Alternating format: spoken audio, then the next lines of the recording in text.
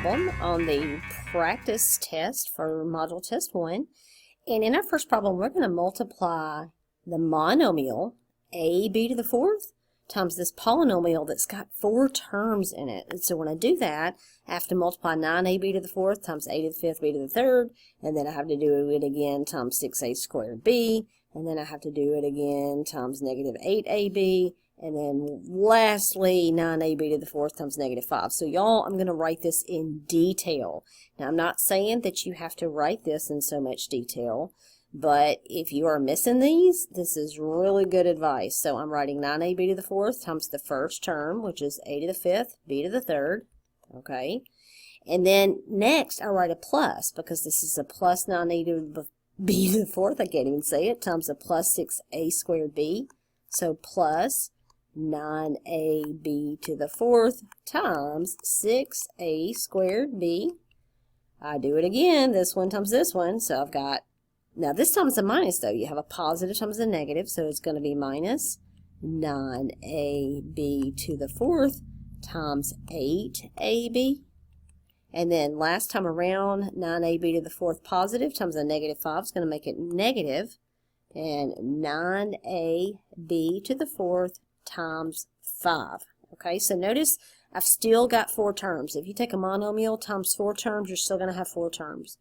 Now what I want to do is simplify each one of these terms. So I've got a 9 times, there's an implied 1 right here, so that's just 9. Then I look at my a's. Notice I have an a to the first times an a to the fifth. Now we know that when we multiply bases, we add those exponents together. So a to the first times a to the fifth is a to the sixth. I'm going to do the same thing with the b's. B to the fourth times b to the third is going to be b to the seventh power. Move on to the next term. So I put plus, multiply your numbers together. 9 times 6 is 54. And then I have an a to the first. Remember, that's an implied 1 times an a to the second. I add those together to get a to the third. And then b to the fourth times b to the, remember that's an implied 1 right there, so that's b to the first is going to give me b to the fifth. Okay, 4 plus 1 is 5. And then this minus 9 times 8 is 72. A to the first times a to the first, add those together to get a to the second. Now really, we're, again, I can't stress enough, we're multiplying the variables together, but to do that you add the exponents. And when I add b to the fourth and I add that 1 over there, that makes that b to the fifth. And then the last term in line is 9 times 5 is 45. And then the ab to the fourth just carries along. Now you should always make yourself look at these variables and see if any match exactly.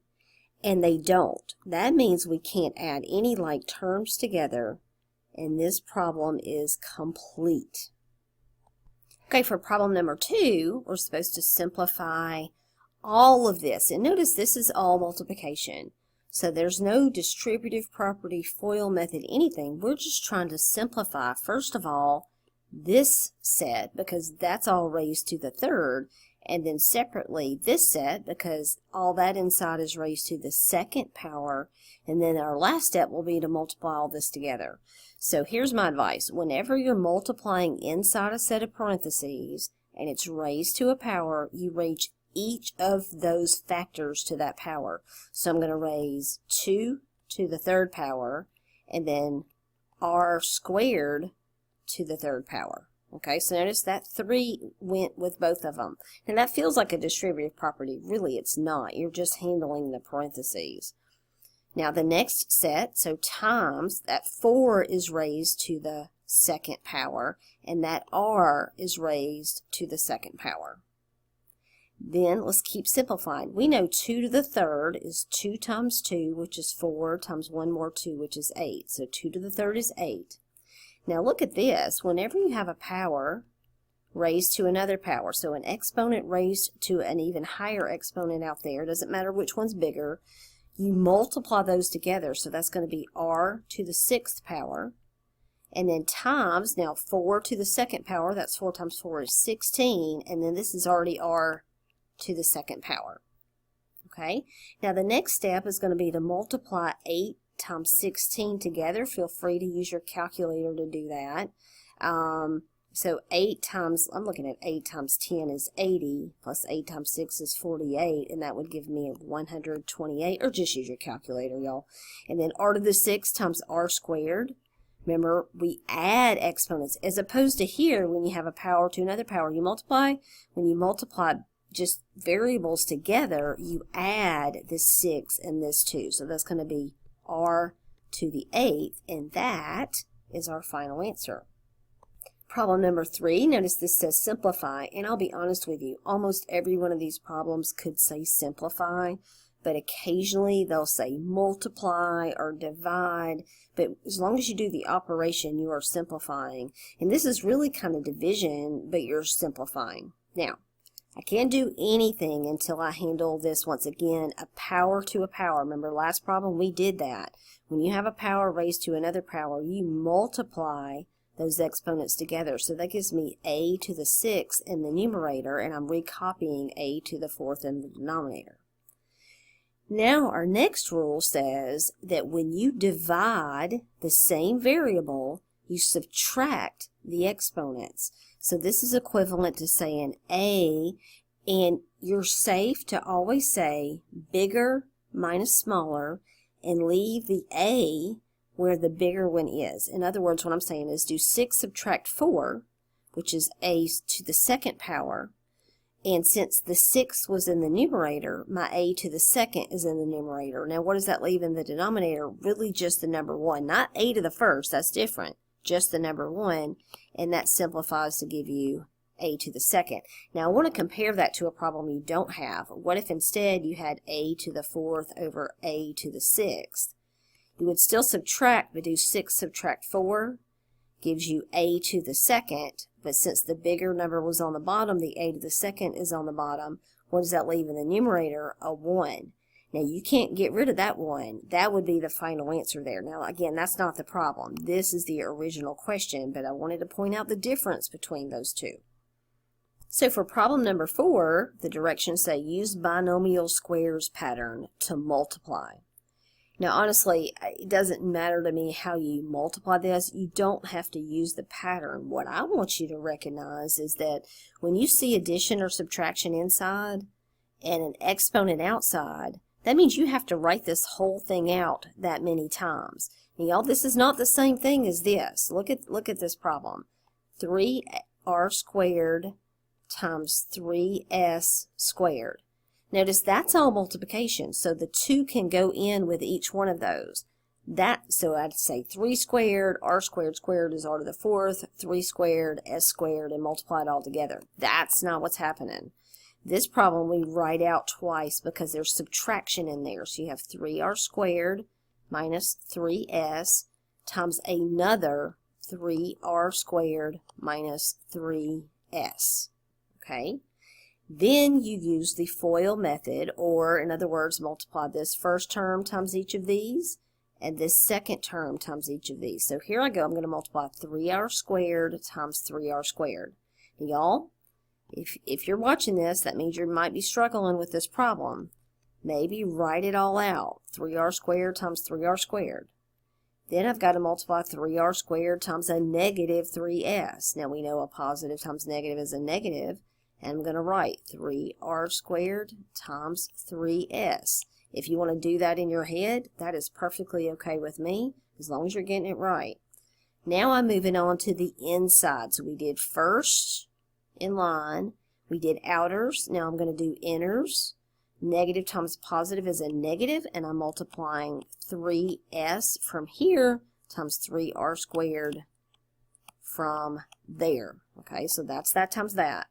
Finally, this negative times this negative is a positive, and again I'm multiplying 3s,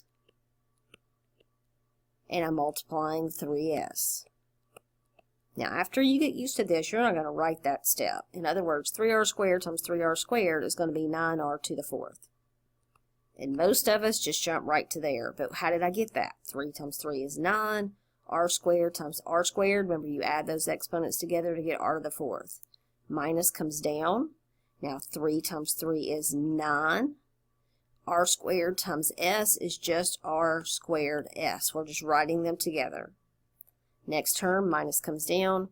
3s times 3r squared. 3 times 3 is 9. Okay. Now this could be sr squared. But notice on this term we wrote the r squared first. So I'm going to write r squared s. So the order you multiply in doesn't matter. So you want to be consistent. We're putting our r's before our s's. And then the last term, 3 times 3 is 9, and s times s, you add those exponents together, or 1 plus 1 is 2, so s squared. Now this problem has an extra step. Look, these guys in the middle here, those are like terms. They both have r squared s, so those variable parts match exactly. Therefore, we can add those together. Now the 9r to the fourth just comes down. But I'm adding a negative 9 plus a negative 9, that's negative 18, and then I have r squared s. The variable stays the same when you add like terms, plus that last term in line, which is 9s squared. And that's your final answer. Now, notice this problem number 5 says multiply and collect like terms. Could have easily just said multiply or said simplify. Now, I can't say this is the FOIL method because there's not a first, outer, inner, last. But this does match the method that we did on the last problem in the fact that I'm going to need to multiply m times all 3 of these terms over here, and then 10 times all 3 of these terms. Now, again, if you need to do this in super duper detail, you've got m times m squared. I'm just going to write it down. That's m times m squared. Now, we know that's m to the third, and that's perfectly okay to write there. Positive times a negative right here is going to be minus, and then that's going to be m times 9m. Positive times this negative over here is going to be minus, and that's going to be m times 8.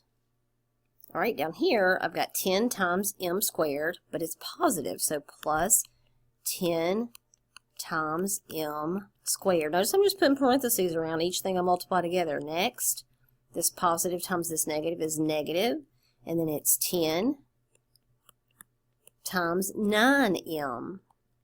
And then at the end, this positive times this negative is going to be negative, and that's going to be 10 times 8.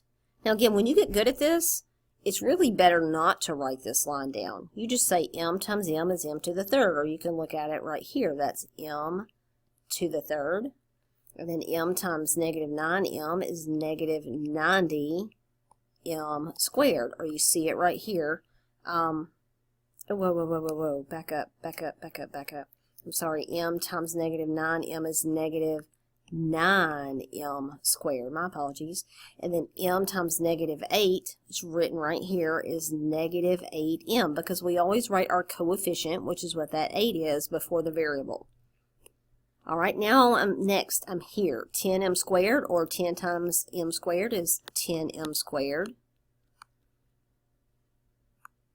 And then negative 10 times 9 would be negative 90m, or you would see it here, negative 90m. And then the last one, 10 times negative 8, which is down here, is minus 80. Now we're not finished. Why? Because we have like terms. When I look at m to the third, there's not another m to the third in this line, so it comes down directly. This is m to the third. But now when I look at my m squared, I have a negative 9m squared and a plus 10m squared. So that's going to be plus 1m squared, and when we have a 1 as a coefficient, we don't write it to say it's completely simplified. Then on to the next, this negative 8m also has a like term. So this negative 8m and this negative 90m, a negative and a negative adds to be a larger negative. So when I say negative 8 plus negative 90, notice how I say plus in between. There's no plus there, but if you always say plus in your mind, you're going to get the signs right. Negative 8 plus a negative 90 is a negative 98. Why? Because when you add the same sign together, you keep the common sign and add the numbers. So that's negative 98m. And lastly, this negative 80 at the end of the line does not have a like term. Notice there are no more like terms, therefore I cannot add anything else together. That's completely simplified. All right, so number 6 is a simplify. Notice there's no multiplication, there's not even any parentheses. This is simple as adding like terms. Now, what do you see are like terms? That's variables that match exactly, which would belong to the negative 21c and the positive 22c. So the 8b simply comes down. When I add a negative 21 to a positive 22, you subtract the numbers. 22 minus 21 is 1. Okay, and you keep the sign of the larger, which is the 22 is bigger, it's positive. So plus 1c. But now 1 times c is just c, so that's going to be 8b plus c, and that is the end of that problem. All right, number 7, find the quotient. Now again, this could just say simplify. It could say divide. We know that quotient means the answer after you divide. Now, be very careful when you see division problems. Doesn't matter if they're written in fraction form or if they're written as this one is, but the best thing to do when you see this division sign is figure out what type of problem do you have. Do you have a long division problem? And I'm going to tell you you don't, because there is no addition or subtraction. This is just one term. It happens to be negative, but that doesn't matter. That's a single term. So no long division here. This is a split up as separate fractions. So if I write the original problem as negative 5c to the 6th d to the 4th plus 2c to the 4th d to the 4th, and that's over, as in divided by, negative c squared d to the 4th. The problem could have been given this way. It just wasn't. They used the division sign instead. When you see this and there's no addition or subtraction down here, you split this up into however many terms you have in the numerator. In other words, I put negative 5c to the 6th d to the 4th over negative c to the 2nd d to the 4th plus, because it's a plus in between those two terms, 2c to the 4th d to the 4th over negative c squared d to the 4th. Then you must simplify each one of these fractions separately. Now here are the things that I notice. This negative and this negative cancel each other out. Okay, so that the only number or coefficient I have there is a 5 and a 1. So that 5 is going to remain in the numerator. Okay, so I have 5. Now let's look at the c values. I have a c to the 6th and a c to the 2nd power. Remember, the rule is when you divide the same variable, you subtract the exponents and you leave the result where the larger exponent is. So our answer is going to go in the numerator. 6 minus 2 is 4. So c to the 4th goes in the numerator. Now d to the 4th and d to the 4th, those guys are going to cancel each other out because they're the same. It really leaves a 1, but we don't have to write it down because there are other factors remaining. Now notice there's nothing left in the bottom because we did this subtraction. So there's really an implied 1 down there. Now moving on, this positive 2 divided by this negative 1 is negative. So what I'm going to do is change my addition sign to subtraction, because that's really what that negative does. And then now I have my fraction. I have a 2 divided by a 1 down here, so that's 2 in the numerator. C to the 4th over c squared. Remember the rule, you subtract exponents. 4 minus 2 is 2. The larger one was in the numerator, so c to the 2nd stays in the numerator. And once again, our d's cancel. All right, so what's left in the denominator? Well, there's an implied 1 down there. Now, when your 1 remains in the denominator, you don't have to write it, because 5c to the 4th divided by 1 is simply 5c to the 4th. Same thing with the second term, minus 2c squared. These can't be combined together because they are different variable exponents, so not like terms. That is your final answer. Now, this problem we're converting to scientific notation. All right, so we're given a problem in standard form. This is a regular old number. And we're trying to change it as something times 10 to the something power. Now, I think the safest thing to do when you have these is remember that a small number has a negative exponent as the power. A big number, on the other hand, would have a positive. So this is definitely a small number because you've got 0 before a decimal.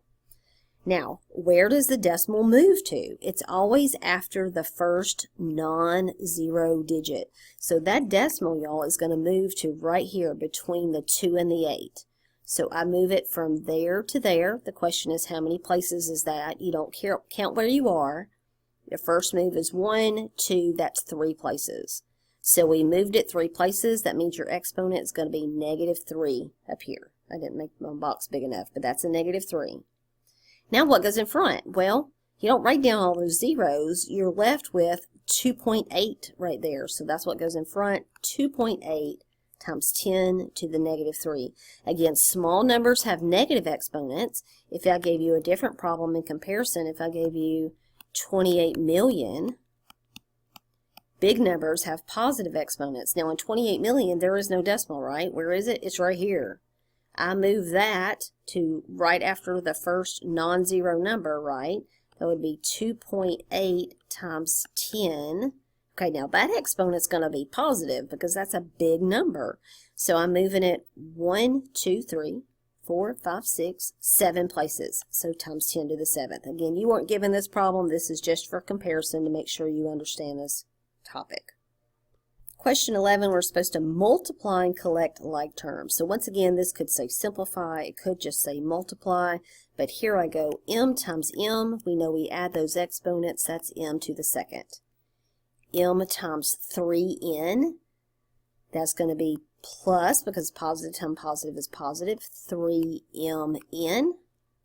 So I did first. I did outers. Now let's do inners. So 5n times m is plus. Now I can write that as 5nm, but remember the term before we put m's before n's, so that's going to be 5mn, so I'm consistent. And then last, 5n times 3n, positive 15. Now remember, n times n, we add those exponents together to get n squared. But we're not finished because we have like terms right here we can combine together. All right, so the m squared simply comes down. 3mn plus 5mn. You're really just adding those coefficients. 3 plus 5 get added together, and that's going to be plus 8. And since you're adding like terms, the variables don't change. They're both mn. Plus, and then 15n squared.